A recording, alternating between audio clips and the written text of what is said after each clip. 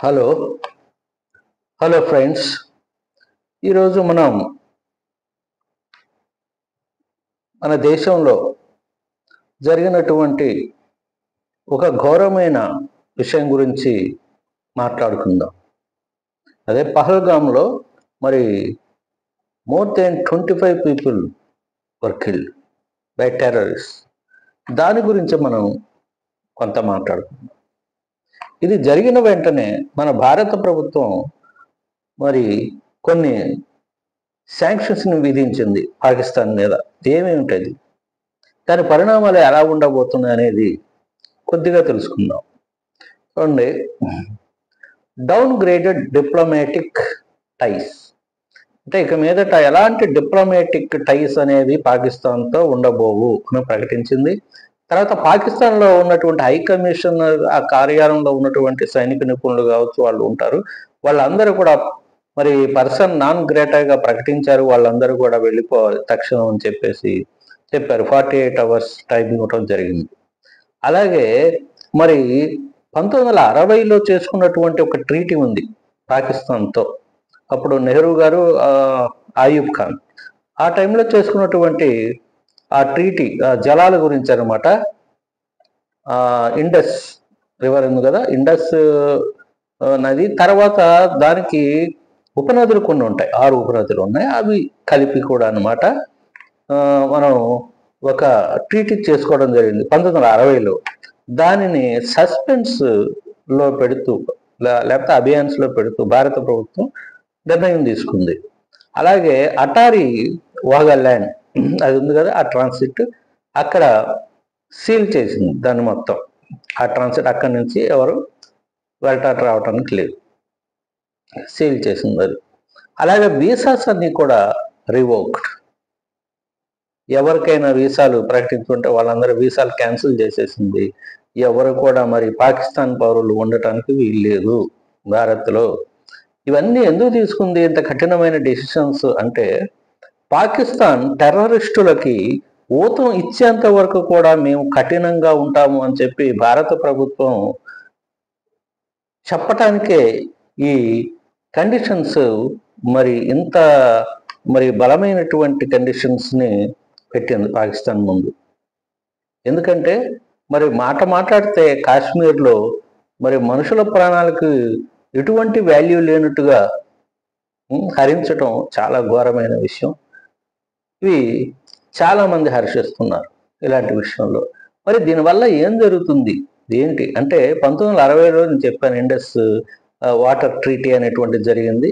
6 reverse మీద జరిగింది. రావి, బియాస్, సట్లెజ్ ఈ నదుల మీద మనకు ఈ మూడు నదుల మీద అంటే తూర్పు వైపు ఉంటాయి. ఈ 3 నదుల మీద మనకు పూర్తి హక్కులు ఉంటాయి.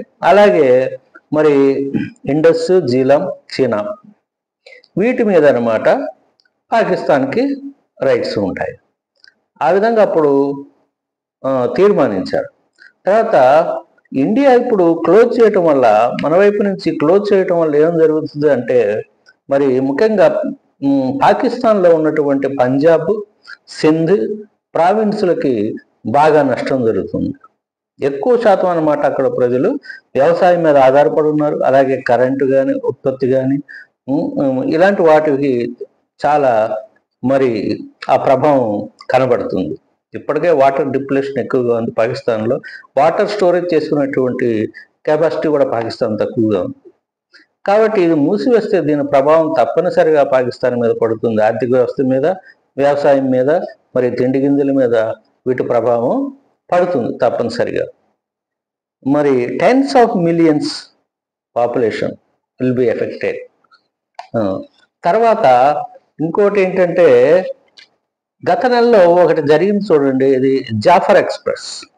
బలూచిస్తాన్లో జాఫర్ ఎక్స్ప్రెస్ని రైల్ని కిడ్నాప్ చేయటం, వాళ్ళు మరి అక్కడ పాకిస్తాన్ సైన్యాన్ని ముప్పుతుప్పలు పెట్టారు అప్పుడు. ఓకే, దాంట్లో వాళ్ళు స్త్రీలని, పిల్లల్ని విడిచిపెట్టి మిగతా వాళ్ళని బందీలు చేశారు.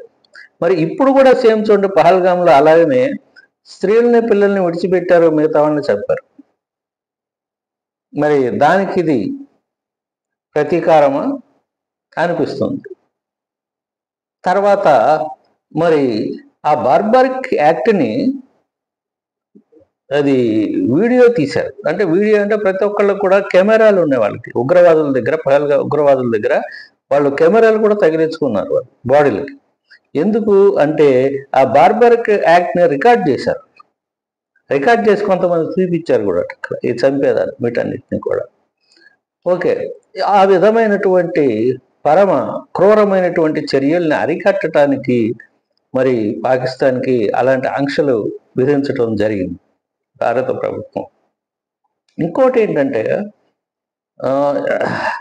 M4 అనేటువంటి assault rifles, American made assault rifles అవన్నీ కూడా ఈ లష్కరే తోయిబా దగ్గర కుప్పలు కుప్పలుగా ఉన్నాయట. మొన్న బీబీసీలో నేను చదివాను.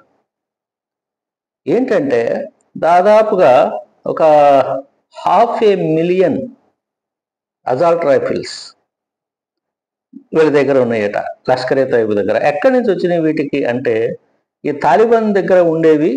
అవన్నీ కూడా మరి కొన్ని నెలల క్రితమే పోవటమో అమ్మటమో సంథింగ్ ఏదో జరిగింది. అవన్నీ కూడా లష్కరే తోయిబా దగ్గరికి వచ్చి పడ్డాయి అని చెప్పేసి ఒక కథనం అయితే చదవటం జరిగింది.